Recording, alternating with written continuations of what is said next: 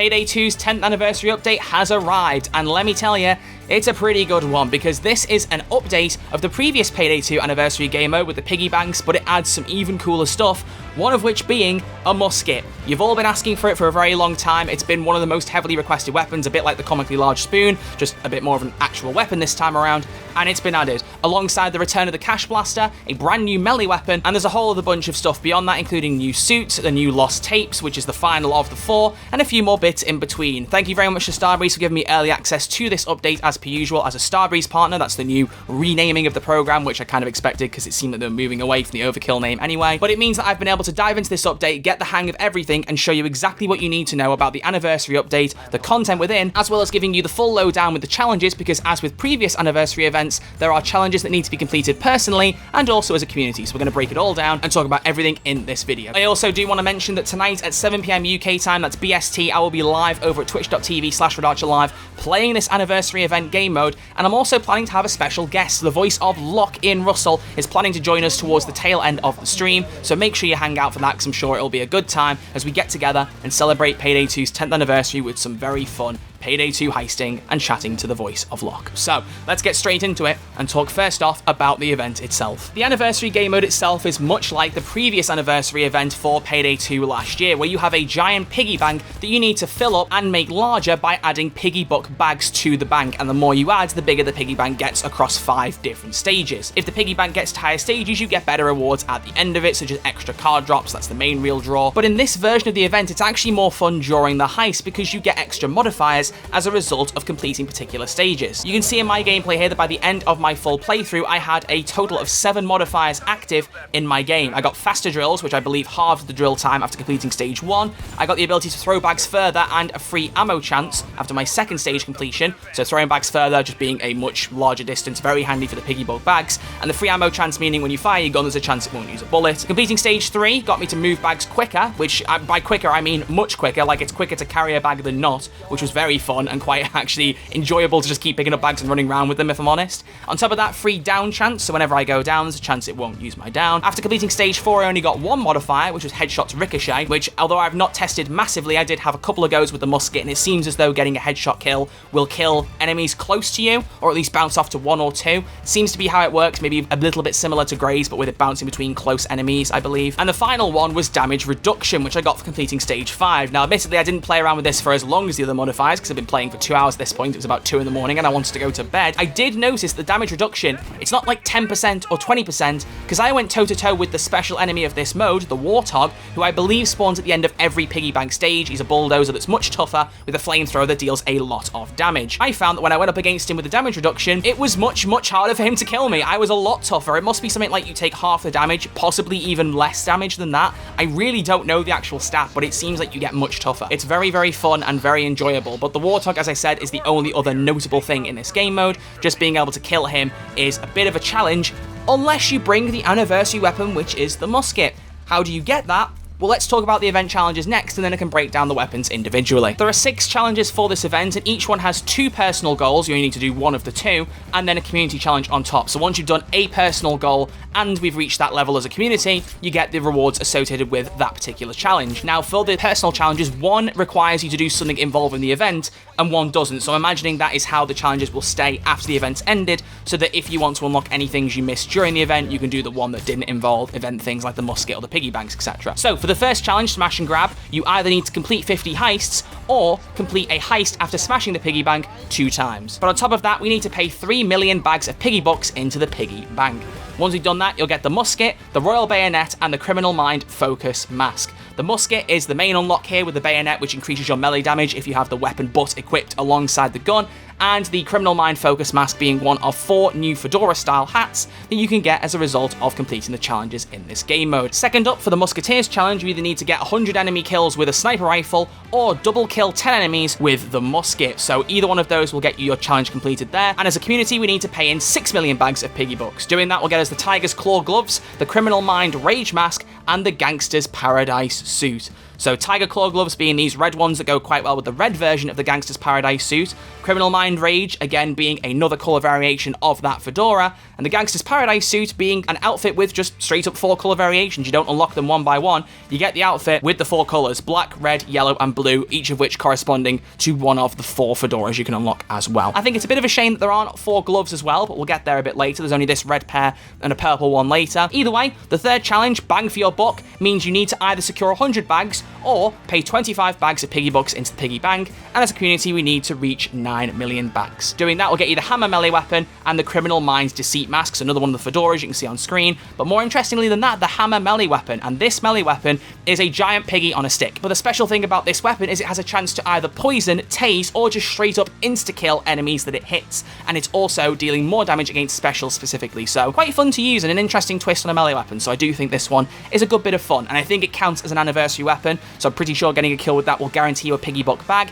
When I was playing, I didn't realise I had the hammer unlocked, so I didn't use it, so I haven't had a chance to test it myself, but I think that's how it'll work, so feel free to give it a try and see if that's easier to get bags than the musket. It may well be. For the 4th challenge, Hammer Time, you need to either melee kill 100 enemies or kill 25 enemies with the Hammer melee weapon, so a bit of an easier twist there if you've got that unlocked, and it's 12 million bags now for the community to pay into the piggy buck bank. This time it gets us the Tiger's Dream gloves you can see on screen now, which are the purple variation, the only other pair of gloves that you get in this event. On top of that, the Criminal Mind Cunning mask, and also the Kintsugi Crew mask, which is an amalgamation of the 4 original masks in Payday 2 as one overall mask. Kintsugi being a Japanese art of, I believe, welding broken things together with gold paint or lacquer, however you pronounce it, basically using that to reattach it, and it basically shows off that it was broken but has been repaired. That's the gist behind it, I'm pretty sure. If you want some kind of pop culture connection, think of Kylo Ren's mask in Rise of Skywalker. That was a Kintsugi-style rebuild of his helmet, so that's what it is, and that's what this mask is, which I think is actually a really cool idea. I like it a lot. The 5th challenge, Bay of Pigs, wants you to either kill 100 dozers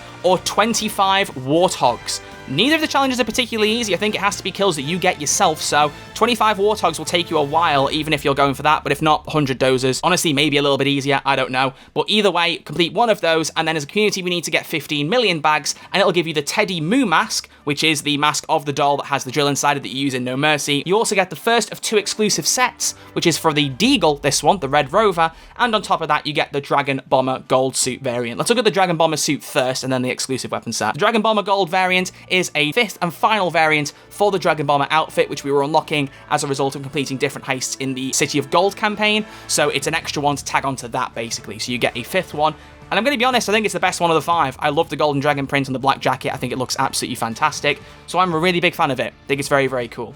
On top of that, though, we have, as I said, the Red Rover exclusive set for the Deagle, but I should stress this is only for the single version, not the Akimbo, although I do think it's really, really cool. It's one of the nicest looking exclusive sets I think we've ever had, but it's not the only set, because challenge number 6, the final one, Get Buff, asks you to either collect 100 gauge packages or receive 35 buffs for leveling up the piggy bank. Complete one of those 2, and then reach 18 million bags as a community in the piggy bank, and you'll unlock the piggy banked mask, which is literally just the piggy bank as a mask.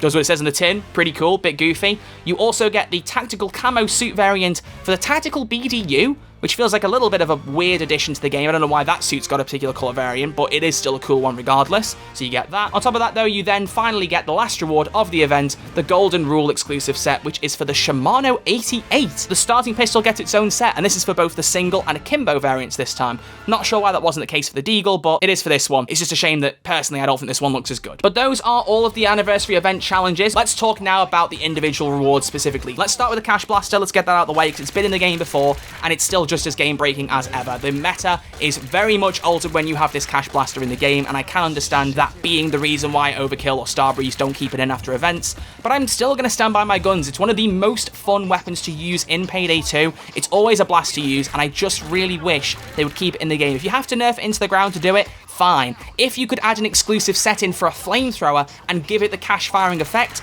that would also be really, really cool. Just some kind of modification to allow us to keep firing money at the enemies, because it's such a stupid thing, but also so perfect, and it's a game where you can hit people with a giant golden spoon. Keeping a cash flamethrower in my opinion, would just be brilliant. This could well be Payday 2's last notable game update. I don't know what they're planning before Payday 3 comes out, but they've only got a month to go now, so they may not really be cooking anything else up now, and I wouldn't be surprised if they weren't. So it'd be really fun if after this event ends, we get to keep the event weapons. But let's move on to the main weapon, which is the musket, because I don't really think I need to talk about the hammer that much. I've already really said what it does. There's not much to say there. The musket that needs to stay in the game regardless because it deals 10,000 damage. It is a one-shot kill on literally anything, even dozers, but it has a mental reload time. It takes about 12 seconds to reload a base. You can get some skills like aggressive reload to reduce it. I think the lowest I got it to was 6 seconds, but even then, that's a long-ass reload time for a gun that does one shots. So really, I think it's already quite fairly balanced. Is that a bit bold to say? I don't know. I've chatted a bit with Noli about it, and even he thinks that it's really quite suiting right now for the game. So I really hope they don't remove it, but with it being labeled as an anniversary weapon, I do think Starbreeze are planning to pull this out at the end of the event, and I think that would be a crying shame, especially considering the comically large spoon was not added temporarily. It was added permanently, and I just don't get why you couldn't do the same for the musket. So fingers crossed they keep it in, because this gun is so much fun to use. The reload time does get annoying at times, I'll be honest, but that's to be expected with a gun like that. But the damage it packs is so satisfying. It's like a nice idea for an anti-dozer build, basically. If you want to run up against any dozer and not worry about getting killed, you bring this musket, because let me tell you, it will pack one hell of a punch, and you'll always kill the dozer, as long as you land the hit, which for some people is easier than others. There's not much customization for it, but it doesn't really need it. It does what it says in the tin. You can add a bayonet on the end, as I said earlier, if you want to increase weapon butt melee damage. Beyond that, there's a charm and a boost, and that's it. The gun doesn't really need anything. It's very, very low concealment, so you will not be able to get a very good crit build with it unless you have something with mega high concealment for your secondary. You may be able to spin something then, but I don't really think you need to worry about a build too much in terms of boosting gun stats, because while this falls into the sniper category, I'm not really sure what skills would improve it. Maybe Graze if you want to make it a bit more powerful, but I'm not sure if Graze works that well. I've tried it, and I can't tell if it was Graze or my headshots ricocheting as a result of the piggy bank that was killing other enemies near me when I was getting headshots, so it could be either one, realistically. But it's still just really fun to use, and I think it's quite accessible once you've got the gun unlocked. So thankfully, it's the first event challenge, so I imagine we'll have it unlocked probably by the end of the day today, and people will be able to use it and have fun with it. So it's exciting. It's very, very exciting, and I'm really looking forward to getting a bit more time to play around with this thing, because it's good fun. I just really hope they don't remove it. Beyond that, the only other thing to really note in this video is the addition of the Lost Tapes Part 4. There'll be a guide up for that in a matter of minutes, probably by the time this video goes up. I'm not sure how soon after I'm releasing it, but the video is already ready to go. So you'll get a look at how to unlock the final Lost Tape, as well as me playing through it as always. But there's also a suit and mask you can unlock as part of that, the Surveillance Suit and the Clown Bite Mask. So you can get both of those if you complete and listen to all 4 Lost Tapes. You can see them very briefly on screen now, but a full guide on how to get them will be in that video that you can go and check out. So feel free to go and watch that if you want to figure out the end of the Lost Tapes Easter egg hunt thing for Payday 2. But that's everything. That's everything in Payday 2's 10th anniversary update. There's not too much in terms of variety, but what we've got, I think, is more than enough, because you've got this one event with its rewards that tie to a bunch of other stuff. So this event, even though it's just one thing being added, has got a lot of cool stuff around it, and I really, really like that. So in terms of how much fun this update is, it's a real blast. It's a free update. Hop in, have a good time with it. I'm sure that you'll all enjoy it. Have fun with the musket, and if you think that these guns should stay in Payday 2, please tell Starbreeze, because we need to try and tell them if you guys want them to stay in.